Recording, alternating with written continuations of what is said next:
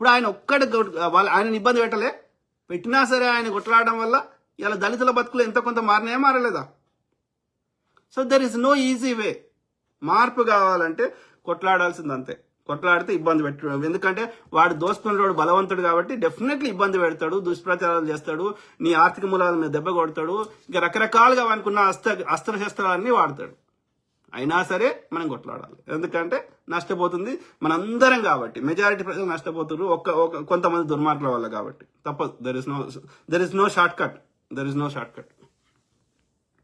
చేద్దాం, ఉంటుంటా పోతాం కానీ చేద్దాం, ఉన్న రోజులే తీద్దాం.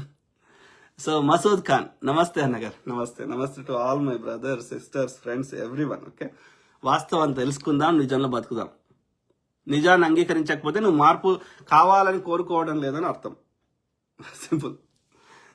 బొడ్డు నాగభూషణం గారు, yes sir, thank you brother. Vinod Akula, yes అన్న, థ్యాంక్ యూ.